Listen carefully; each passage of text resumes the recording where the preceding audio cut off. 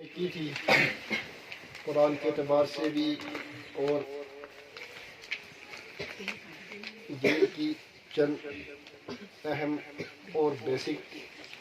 Knowledge بھی، یہ جو ان کو عمر بھر کے لیے یاد رہیں گی، اور یہ کسی بھی مقابلے میں، کسی بھی جگہ اسکول میں ہو یا کسی مدرسے میں ہو، یہ الحمدللہ انشاءاللہ امید ہے بے جھجک انسانوں کے جوابات دیں گے، اور دین کے اعتبار سے کہیں بھی کوئی نشست ہو، کوئی بھی جگہ ہو، وہاں یہ بے دھڑک جو سوالات پوچھے گئے یا جو چیزیں انہوں نے یاد کی اس کو بول سکتے ہیں۔ تو میں زیادہ وقت نہ لیتے ہوئے سب سے پہلے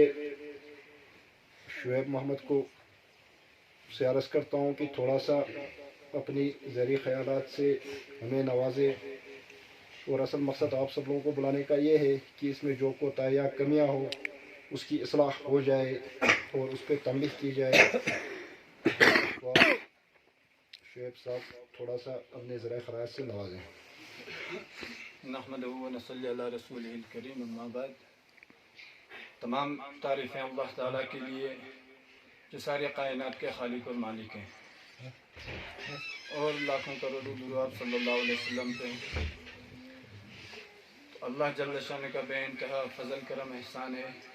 کہ اللہ جل شانہ نے ہم سب کو یہاں آنے کی توفیق عطا فرمائی۔ یہ بہت فخر کی بات ہے، اور ہم سب کو جو ہے ایسے کام میں بڑھ چڑھ کے حصہ بھی لینا چاہیے، اور ایسے کاموں کی ہر اعتبار سے تعاون بھی کرنی چاہیے کہ کلام پاک جہاں پڑھایا جا رہا ہو کہ اللہ جل شانہ کا کلام ہے، جس طرح اللہ جل شانہ کو تمام مخلوق پر فضیلت ہے، اسی طرح اللہ تعالیٰ کے کلام کو جو ہے سارے کلاموں پر فضیلت ہے۔ تو اس کی عظمت ہمارے دلوں میں ہو، اور اس کے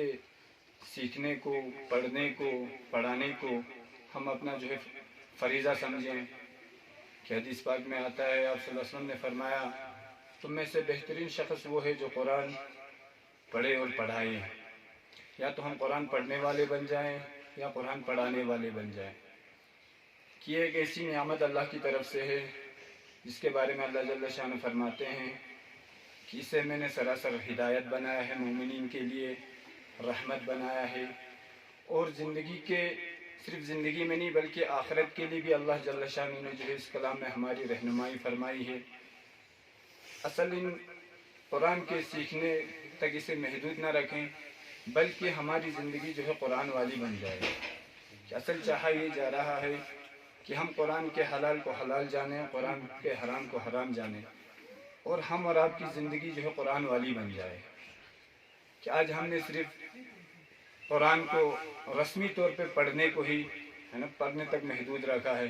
کہ بھائی رمضان کا مہینہ آ گیا، ایک بار قرآن پڑھ لیں تو کافی ہے، یا کہیں کوئی مجلس لگی ہوئی ہے جس اعتبار سے لگے وہاں تھوڑا پڑھ لیا کافی ہے، بلکہ ہماری زندگی تو قرآن کے ساتھ جڑی ہوئی ہے کہ ہم اور آپ کے معمول میں قرآن ہوں۔ کہ جیسے ایک سوال کے جواب میں ابھی ایک بچی نے بتایا کہ جس گھر میں سورہ واقعہ مغرب کی نماز کے بعد پڑھی جائے وہاں فاقے نہیں آتے ہیں۔ کہ یہ تو وہ اعمال ہے جو محمد صلی اللہ علیہ وسلم نے ہم اور آپ کو دیے ہیں، اور 100% یقین کے ساتھ ہم جو ان اعمال کو اپنانے والے بن جائیں۔ جیسے حدیث میں آتا ہے کہ جو سورہ ملک کی تلاوت کرے تو قبر کے عذاب سے محفوظ رہے گا۔ یا الف لام سجدہ اور سورہ ملک آپ صلی اللہ علیہ وسلم کے معمول میں تھا کہ آپ صلی اللہ علیہ وسلم جو ہے کبھی ان صورتوں کی تلاوت کے بغیر جو ہے نہیں سوتے تھے۔ تو اصل قرآن ہماری زندگیوں میں آ جائے، قرآن پہ عمل کرنے والے بن جائیں، قرآن پڑھنے والے بن جائیں۔ کل قیامت کے دن یہ قرآن جو ہے سفارشی بنے گا، اور اس کی سفارش جو ہے قبول ہوگی اللہ کے یہاں۔ اس پہ عمل کرنے والے کے لیے سفارش کر کے جنت میں داخل کر دے گا، اور عمل نہیں کرنے والے کو گھسیٹ کے جہنم میں بھی پھینک دے گا۔ تو اصل ہماری زندگی قرآن والی کیسے بن جائے گی؟ جب ہم اسے پڑھیں گے، سیکھیں گے، اور اس کو جو ہے ترجمے کے ساتھ پڑھنا ہے، اور اسے اپنی زندگی میں بھی لانا ہے اور دوسروں تک بھی پہنچانا ہے۔ کیا ہے نا کہ بھئی ایک بھی آیت ہمارے تک ہو تو دوسروں تک پہنچانا ہے۔ تو ہماری زندگی قرآن والی کب بن جائے گی؟ جب ہم اسے سمجھیں گے اور عمل میں لائیں گے۔ کہ آپ صلی اللہ علیہ وسلم کی مجلس میں ایک شخص سے غیبت ہوئی. اس سے غیبت کے وبال کے بارے میں، گناہ کے بارے میں، اور غیبت کیا ہے ابھی بتایا بچوں نے. تو آپ صلی اللہ علیہ وسلم نے اس شخص سے پوچھا کیا تم نے قرآن پہ ایمان نہیں لایا ہے؟ اس نے کہا یا رسول اللہ صلی اللہ علیہ وسلم قرآن پہ تو ہمارا ایمان ہے. تو آپ صلی اللہ علیہ وسلم نے فرمایا کہ تم نے کیسے قرآن کی حرام کردہ چیز کو حلال کر دیا؟ کہ قرآن نے غیبت کو تو حرام کر دیا، تو تم نے کیسے اس کو حلال کر دیا؟ تو جب تک ہم اس قرآن کو پڑھیں گے نہیں، سیکھیں گے نہیں، سکھائیں گے نہیں، عمل میں نہیں لائیں گے، اور اس کے حق کو، اس کا حق یہ ہے کہ اسے دوسروں تک پہنچایا جائے، جب اس محنت میں جب تک ہم نہیں لگیں گے اس کی عظمت ہمارے دلوں میں نہیں آئے گی. دنیا کے اعتبار سے انگریزی، اردو، ہندی ساری بھاشائیں بھی ہم نے سیکھیں، ساری کتابیں بھی نہیں سیکھی. اگر ایک کتاب ہے نا جسے ہم سیکھتے نہیں ہیں یا بغیر سمجھے پڑھتے ہیں تو وہ قرآن ہے. یہ بہت افسوس کی بات ہے کہ بغیر سمجھے ہم اس قرآن کو پڑھ رہے ہیں، تو پھر ہماری زندگیوں میں قرآن کس طرح سے آ جائے گا؟ اس لیے بڑے چھوٹے ہیں نا، ہم سب یہ ارادے عزائم کریں کہ اس قرآن کو ہم اپنے معمول میں لائیں، اس کی تلاوت کریں، اس کے ترجمے کو سمجھیں، اور علماء کی نگرانی میں اس کی تفسیر کو بھی سیکھیں اور اسے جو ہے اپنی زندگیوں میں لائیں. تو جب تک قرآن ہمارے ساتھ ہوگا ہماری رہنمائی دنیا میں بھی ہوگی، آخرت میں ہوگی. اس طرح ہے نا بچوں نے محنت کیا الحمدللہ، ہے نا ایک ایک بچے کی تلاوت، اور بچوں نے جن سوالات کے جواب ہے نا جو ہمارے بیسک عقائد ہیں، کم سے کم اس کے بارے میں علم تو ہر ایک کے پاس ہونا چاہیے کہ بھائی ہر